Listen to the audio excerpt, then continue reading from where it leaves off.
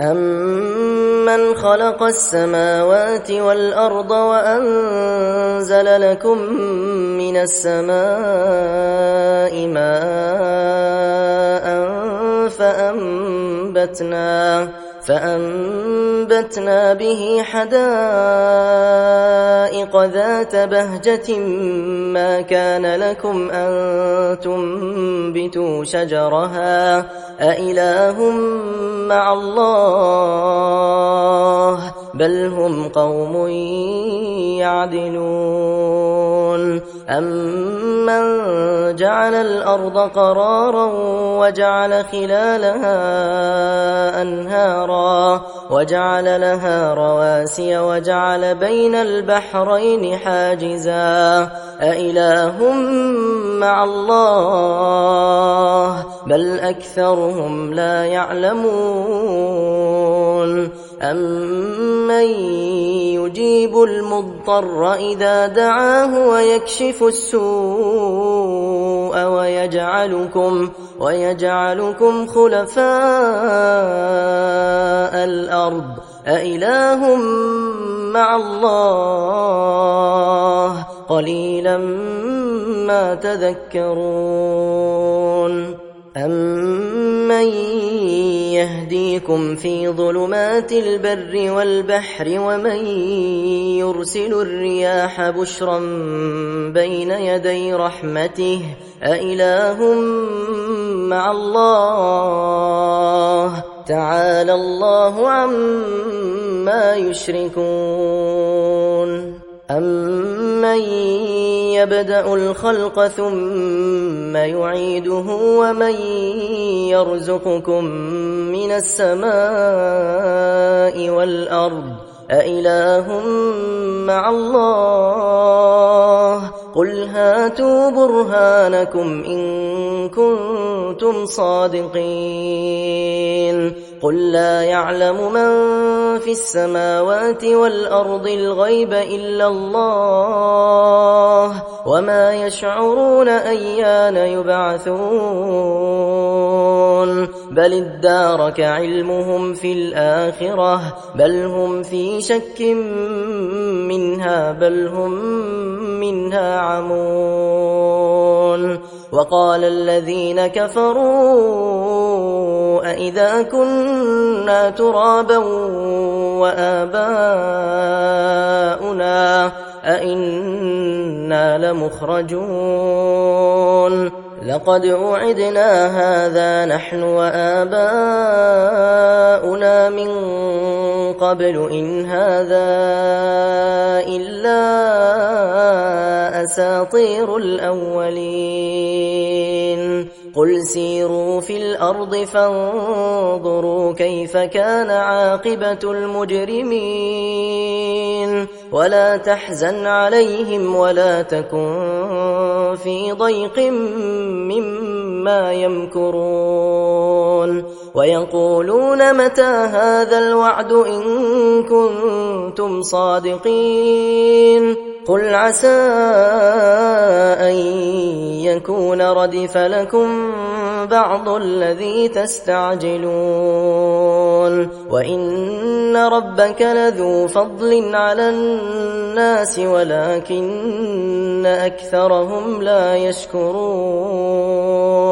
وَإِنَّ رَبَّكَ لَيَعْلَمُ مَا تُكِنُّ صُدُورُهُمْ وَمَا يُعْلِنُونَ وَمَا مِنْ غَائِبَةٍ فِي السَّمَاءِ وَالْأَرْضِ إِلَّا في كِتَابٍ مُّبِينٍ إِنَّ هَٰذَا الْقُرْآنَ يَقُصُّ عَلَىٰ بَنِي إِسْرَائِيلَ أَكْثَرَ الَّذِي هُمْ فِيهِ يَخْتَلِفُونَ وَإِنَّهُ لَهُدًى وَرَحْمَةٌ لِّلْمُؤْمِنِينَ إِنَّ رَبَّكَ يَقْضِي بَيْنَهُم بِحُكْمِهِ وَهُوَ الْعَزِيزُ الْعَلِيمُ فَتَوَكَّلْ عَلَى اللَّهِ إِنَّكَ عَلَى الْحَقِّ الْمُبِينِ إنك لا تسمع الموتى ولا تسمع الصم الدعاء إذا ولوا مدبرين وما أنت بهاد العمي عن ضلالتهم إن تسمع إلا من يؤمن بآياتنا فهم مسلمون وإذا وقع القول عليهم أخرجنا لهم دابة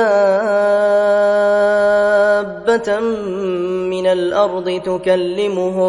تكلمهم أن الناس كانوا بآياتنا لا يوقنون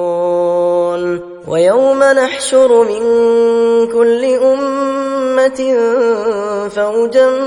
ممن يكذب بآياتنا فهم يوزعون حتى إذا جاءوا قال أكذبتم بآياتي ولم تحيطوا بها علما أم ماذا كنتم تعملون ووقع القول عليهم بما ظلموا فهم لا ينطقون ألم يروا أنا جعلنا الليل ليسكنوا فيه والنهار مبصرا إن في ذلك لآيات لقوم يؤمنون ويوم ينفخ في الصور ففزع من في السماوات ومن في الأرض إلا من شاء الله وكل أتوه داخرين وترى الجبال تحسبها جامدة وهي تمر مر السحاب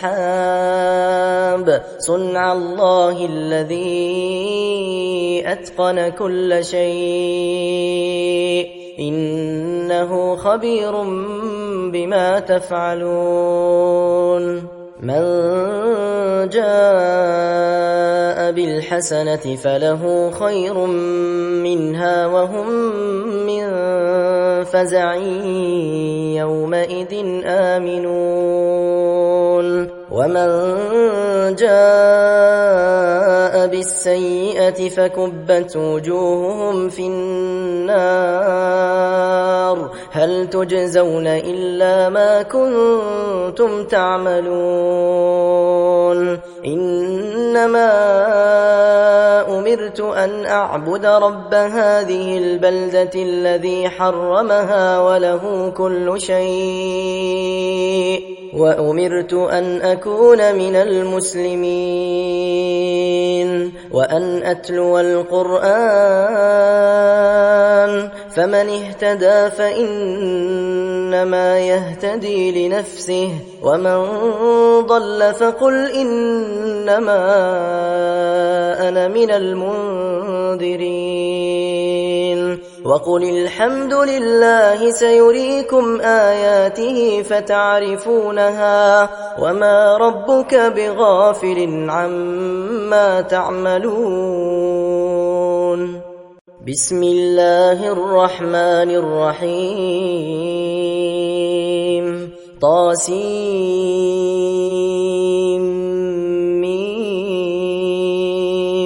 تلك آيات الكتاب المبين نتلو عليك من نبأ موسى وفرعون بالحق لقوم يؤمنون إن فرعون علا في الأرض وجعل أهلها شيعا يستضعف طائفة منهم يذبح أبناءهم ويستحيي نساءهم إنه كان من المفسدين ونريد أن نمن على الذين استضعفوا في الأرض ونجعلهم أئمة ونجعلهم الوارثين ونمكن لهم في الأرض ونري فرعون وهامان وجنودهما منهم ما كانوا يحذرون وأوحينا إلى أم موسى أن أرضعيه فإذا خفت عليه فألقيه في اليم ولا تخافي ولا تحزني إنا رادوه إليك وجاعلوه من المرسلين فالتقطه آل فرعون ليكون لهم عدوا وحزنا إن فرعون وهامان وجنودهما كانوا خاطئين وقالت امرأة فرعون قرة عين لي ولك لا تقتلوه عسى أن ينفعنا أو نتخذه ولدا وهم لا يشعرون وأصبح فؤاد أم موسى فارغا إن كادت لتبدي به لولا أن ربطنا على قلبها لتكون من المؤمنين وقالت لأخته قصيه فبصرت به عن جنب وهم لا يشعرون وحرمنا عليه المراضع من قبل فقالت هل أدلكم على أهل بيت يكفلونه لكم وهم له ناصحون فرددناه إلى أمه كي تقر عينها ولا تحزن ولتعلم أن وعد الله حق ولكن أكثرهم لا يعلمون ولما بلغ أشده واستوى آتيناه حكما وعلما وكذلك نجزي المحسنين ودخل المدينة على حين غفلة من أهلها فوجد فيها رجلين يقتتلان هذا من شيعته وهذا من عدوه فاستغاثه الذي من شيعته على الذي من عدوه فوكزه موسى فقضى عليه قال هذا من عمل الشيطان إنه عدو مضل مبين قال رب إني ظلمت نفسي فاغفر لي فغفر له إنه هو الغفور الرحيم قال رب بما أنعمت علي فلن أكون ظهيرا للمجرمين فأصبح في المدينة خائفا يترقب فإذا الذي استنصره بالأمس يستصرخه قال له موسى إنك لغوي مبين فلما أن أراد أن يبطش بالذي هو عدو لهما قال يا موسى أتريد أن تقتلني كما قتلت نفسا بالأمس إن تريد إلا أن تكون جبارا في الأرض وما تريد أن تكون من المصلحين وجاء رجل من أقصى المدينة يسعى قال يا موسى إن الملأ يأتمرون بك ليقتلوك فاخرج إني لك من الناصحين فخرج منها خائفا يترقب قال رب نجني من القوم الظالمين ولما توجه تلقاء مدين قال عسى ربي أن يهديني سواء السبيل ولما ورد ماء مدين وجد عليه أمة من الناس يسقون ووجد من دونهم امرأتين تذودان قال ما خطبكما قالتا لا نسقي حتى يصدر الرعاء وأبونا شيخ كبير فسقى لهما ثم تولى إلى الظل فقال رب إني لما أنزلت إلي من خير فقير فجاءته إحداهما تمشي على استحياء قالت إن أبي يدعوك ليجزيك أجر ما سقيت لنا فلما جاءه وقص عليه القصص قال لا تخف نجوت من القوم الظالمين قالت إحداهما يا أبت استأجره إن خير من استأجرت القوي الأمين قال إني أريد أن أنكحك إحدى ابنتي هاتين على أن تأجرني 8 حجج فإن أتممت 10 فمن عندك وما أريد أن أشق عليك ستجدني إن شاء الله من الصالحين قال ذلك بيني وبينك أيما الأجلين قضيت فلا عدوان علي والله على ما نقول وكيل فلما قضى موسى الأجل وسار بأهله آنس من جانب الطور نارا قال لأهلهم كثوا إني آنست نارا لعلي آتيكم منها بخبر أو جذوة من النار لعلكم تصطلون فلما أتاها نودي من شاطئ الوادي الأيمن في البقعة المباركة من الشجرة أن يا موسى إني أنا الله رب العالمين وأن ألق عصاك فلما رآها تهتز كأنها جان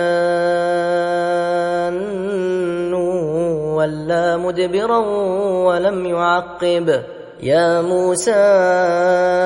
أقبل ولا تخف إنك من الآمنين أسلك يدك في جيبك تخرج بيضاء من غير سوء واضمم إليك جناحك من الرهب فذلك برهانان من ربك إلى فرعون وملئه إنهم كانوا قوما فاسقين قال رب إني قتلت منهم نفسا فأخاف أن يقتلون وأخي هارون هو أفصح مني لسانا فأرسله معي يرد أن يصدقني إني أخاف أن يكذبون قال سنشد عضدك بأخيك ونجعل لكما سلطانا فلا يصلون إليكما بآياتنا أنتما ومن اتبعكما الغالبون فلما جاءهم موسى بآياتنا بينات قالوا ما هذا إلا سحر مفترى وما سمعنا بهذا في آبائنا الأولين. وقال موسى ربي أعلم بمن جاء بالهدى من عنده ومن تكون له عاقبة الدار إنه لا يفلح الظالمون. وقال فرعون يا أيها الملأ ما علمت لكم من إله غيري فأوقد لي يا هامان على الطين فاجعل لي صرحا لعلي أطلع إلى إله موسى وإني لأظنه من الكاذبين. واستكبر هو وجنوده في الأرض بغير الحق وظنوا أنهم إلينا لا يرجعون فأخذناه وجنوده فنبذناهم في اليم فانظر كيف كان عاقبة الظالمين. وجعلناهم أئمة يدعون إلى النار ويوم القيامة لا ينصرون. وأتبعناهم في هذه الدنيا لعنة ويوم القيامة هم من المقبوحين. ولقد آتينا موسى الكتاب من بعد ما أهلكنا القرون الأولى بصائر للناس وهدى ورحمة لعلهم يتذكرون. وما كنت بجانب الغربي إذ قضينا إلى موسى الأمر وما كنت من الشاهدين ولكننا أنشأنا قرونا فتطاول عليهم العمر وما كنت ثاويا في أهل مدين تتلو عليهم آياتنا ولكننا كنا مرسلين. وما كنت بجانب الطور إذ نادينا ولكن رحمة من ربك لتنذر قوما ما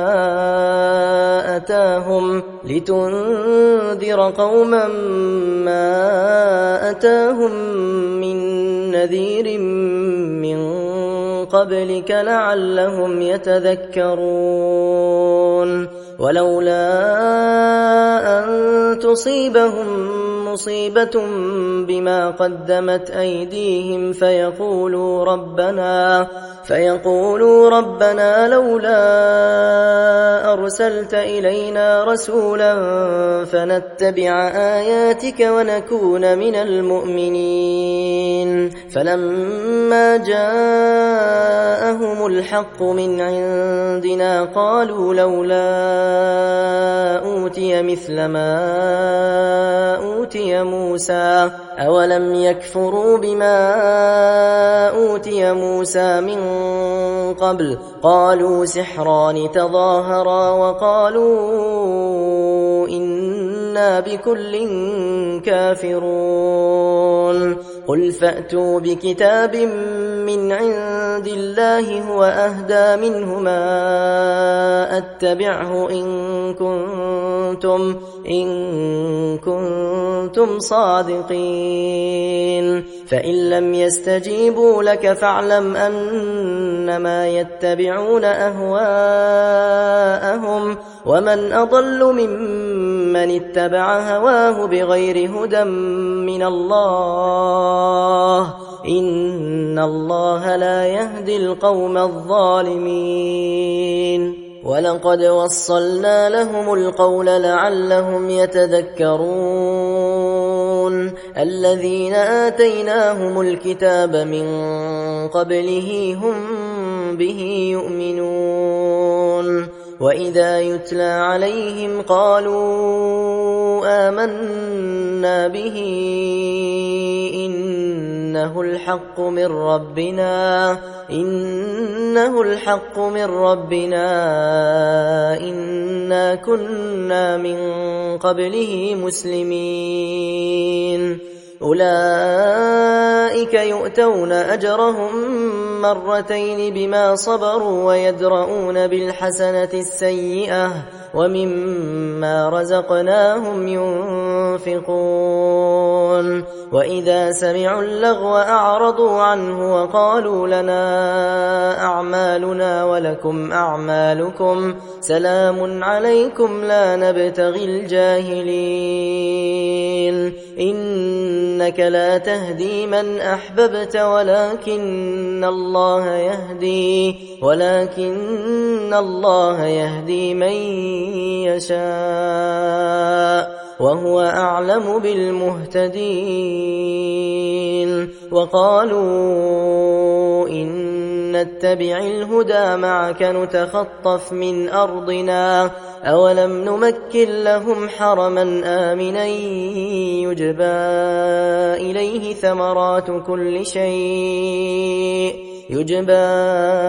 إليه ثمرات كل شيء رزقا من لدنا ولكن أكثرهم لا يعلمون وكم أهلكنا من قرية بطرت معيشتها فتلك مساكنهم لم تسكن من بعدهم إلا قليلا وكنا نحن الوارثين وما كان ربك مهلك القرى حتى يبعث في أمها رسولا يتلو عليهم آياتنا وما كنا مهلك القرى إلا وأهلها ظالمون وما أوتيتم من شيء فمتاع الحياة الدنيا وزينتها وما عند الله خير وأبقى أفلا تعقلون أفمن وعدناه وعدا حسنا فهو لاقيه كمن متعناه متاع الحياة الدنيا ثم هو يوم القيامة من المحضرين ويوم يناديهم فيقول أين شركائي الذين كنتم تزعمون قال الذين حق عليهم القول ربنا هؤلاء الذين أغويناهم كما غوينا تبرأنا إليك ما كانوا إيانا يعبدون وقيل ادعوا شركاءكم فدعوهم فلم يستجيبوا لهم ورأوا العذاب لو أنهم كانوا يهتدون ويوم يناديهم فيقول ماذا أجبتم المرسلين فعميت عليهم الأنباء يومئذ فهم لا يتساءلون فأما من تاب وآمن وعمل صالحا فعسى أن يكون من المفلحين وربك يخلق ما يشاء ويختار ما كان لهم الخيرة سبحان الله وتعالى عما يشركون وربك يعلم ما تكن صدورهم وما يعلنون وهو الله لا إله إلا هو له الحمد في الأولى والآخرة وله الحكم وإليه ترجعون قل أرأيتم إن جعل الله عليكم الليل سرمدا إلى يوم القيامة من إله غير الله يأتيكم بضياء أفلا تسمعون قل أرأيتم إن جعل الله عليكم النهار سرمدا إلى يوم القيامة من إله غير الله يأتيكم بليل تسكنون فيه أفلا تبصرون ومن رحمته جعل لكم الليل والنهار لتسكنوا فيه ولتبتغوا من فضله ولعلكم تشكرون ويوم يناديهم فيقول أين شركائي الذين كنتم تزعمون ونزعنا من كل أمة شهيدا فقلنا هاتوا برهانكم فعلموا أن الحق لله وضل عنهم ما كانوا يفترون إن قارون كان من قوم موسى فبغى عليهم وآتيناه من الكنوز ما إن مفاتحه لتنوء بالعصبة أولي القوة إذ قال له قومه لا تفرح إن الله لا يحب الفرحين وابتغ فيما آتاك الله الدار الآخرة ولا تنس نصيبك من الدنيا وأحسن كما أحسن الله إليك ولا تبغ الفساد في الأرض إن الله لا يحب المفسدين قال إنما أوتيته على علم عندي أولم يعلم أن الله قد أهلك من قبله من القرون من هو أشد منه قوة وأكثر جمعا ولا يسأل عن ذنوبهم المجرمون فخرج على قومه في زينته قال الذين يريدون الحياة الدنيا يا ليت لنا مثل ما أوتي قارون إنه لذو حظ عظيم وقال الذين أوتوا العلم ويلكم ثواب الله خير لمن آمن وعمل صالحا ولا يلقاها إلا الصابرون فخسفنا به وبداره الأرض فما كان له من فئة ينصرونه من دون الله وما كان من المنتصرين وأصبح الذين تمنوا مكانه بالأمس يقولون ويك أن الله يبسط الرزق لمن يشاء من عباده ويقدر لولا أمن الله علينا لخسف بنا ويكأنه لا يفلح الكافرون تلك الدار الآخرة نجعلها للذين لا يريدون علوا في الأرض ولا فسادا والعاقبة للمتقين من جاء بالحسنة فله خير منها ومن جاء بالسيئة فلا يجزى الذين عملوا السيئات إلا ما كانوا يعملون إن الذي فرض عليك القرآن لرادك إلى معاد قل ربي أعلم من جاء بالهدى ومن هو في ضلال مبين وما كنت ترجو أن يلقى إليك الكتاب إلا رحمة من ربك فلا تكونن ظهيرا للكافرين ولا يصدنك عن آيات الله بعد إذ أنزلت إليك وادع إلى ربك ولا تكونن من المشركين ولا تدع مع الله إلها آخر لا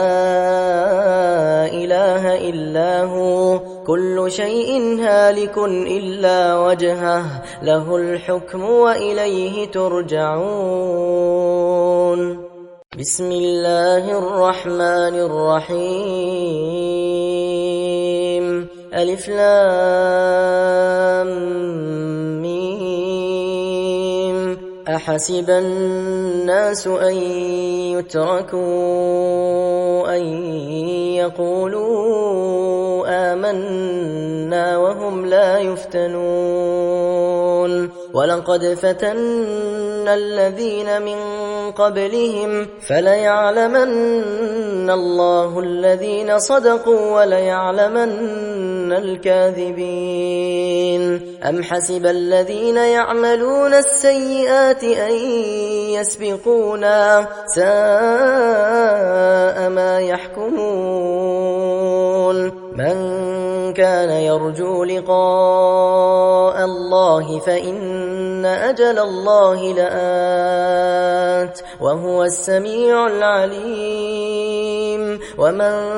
جاهد فإنما يجاهد لنفسه إن الله لغني عن العالمين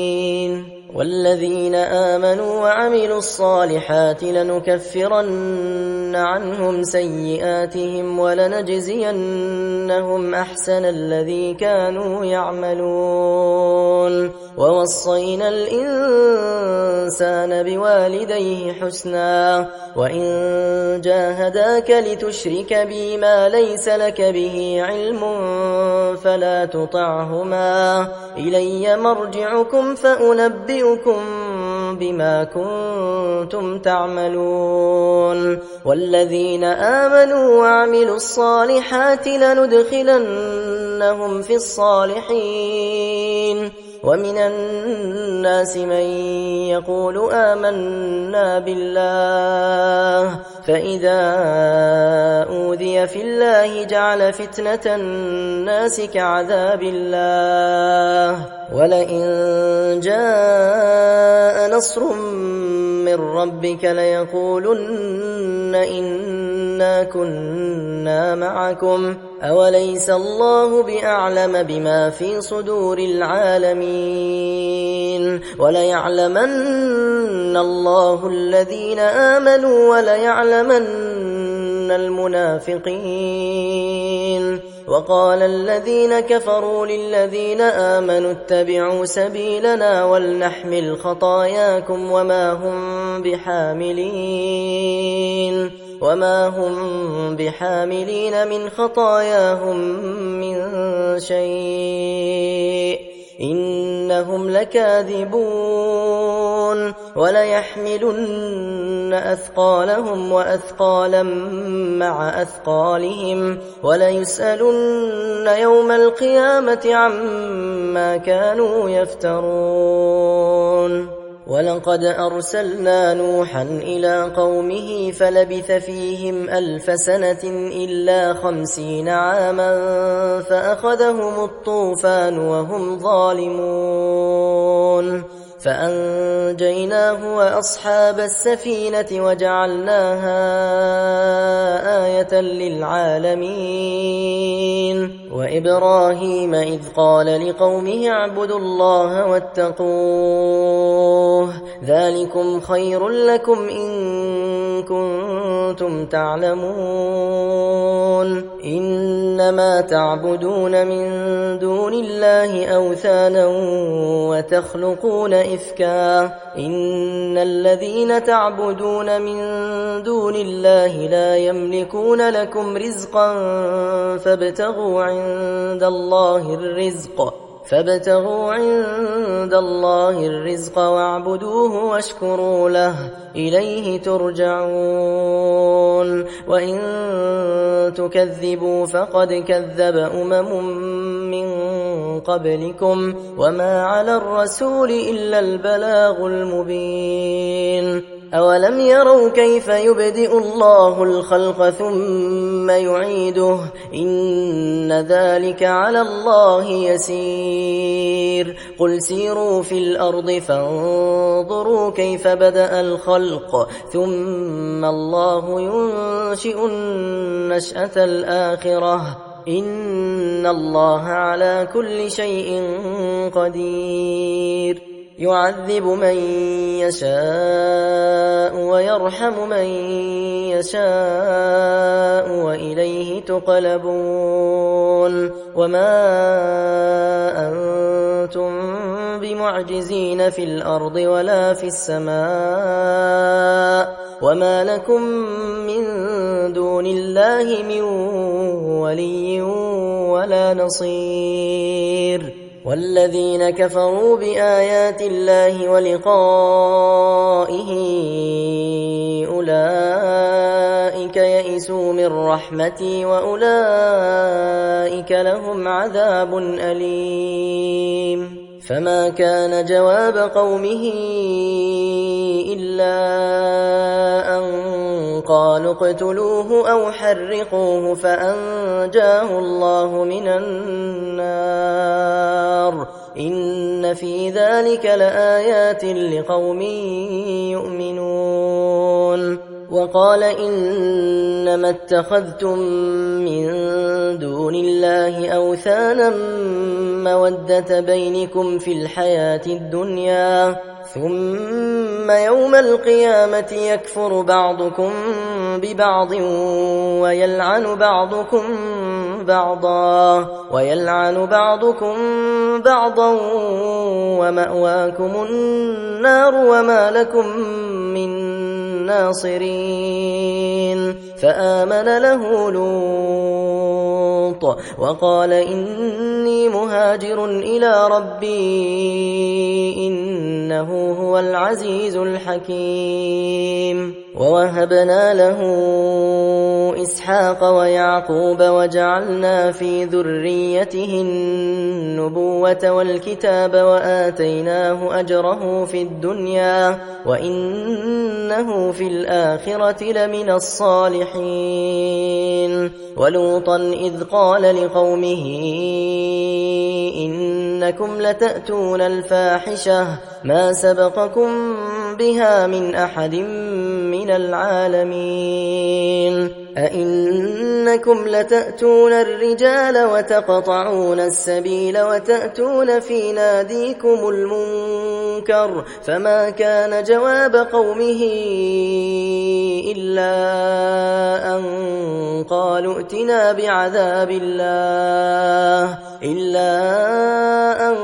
قالوا ائتنا بعذاب الله إن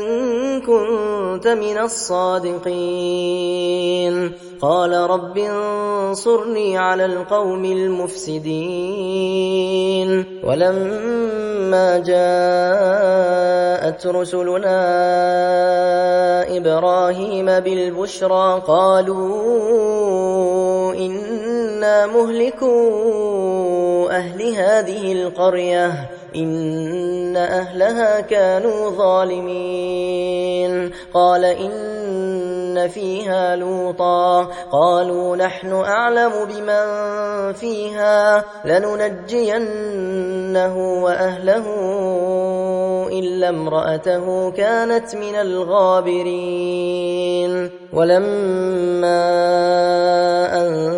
جاءت كذبت رسلنا لوطا سيء بهم وضاق بهم ذرعا وقالوا لا تخف ولا تحزن إنا منجوك وأهلك إلا امرأتك كانت من الغابرين إنا منزلون على أهل هذه القرية رجزا من السماء بما كانوا يفسقون ولقد تركنا منها آية بينة لقوم يعقلون وإلى مدين أخاهم شعيبا فقال يا قوم اعبدوا الله وارجوا اليوم الآخر ولا تعثوا في الأرض مفسدين فكذبوه فأخذتهم الرجفة فأصبحوا في دارهم جاثمين وعادا وثمود وقد تبين لكم من مساكنهم وزين لهم الشيطان أعمالهم فصدهم عن السبيل وكانوا مستبصرين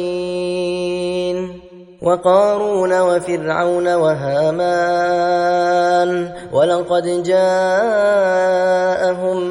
موسى بالبينات فاستكبروا في الأرض وما كانوا سابقين فكلا أخذنا بذنبه فمنهم من أرسلنا عليه حاصبا ومنهم من أخذته الصيحة ومنهم من خسفنا به الأرض ومنهم من أغرقنا وما كان الله ليظلمهم ولكن كانوا أنفسهم يظلمون مثل الذين اتخذوا من دون الله أولياء كمثل العنكبوت اتخذت بيتا وإن أوهن البيوت لبيت العنكبوت لو كانوا يعلمون إن الله يعلم ما يدعون من دونه من شيء وهو العزيز الحكيم وتلك الأمثال نضربها للناس وما يعقلها إلا العالمون خلق الله السماوات والأرض بالحق إن في ذلك لآية للمؤمنين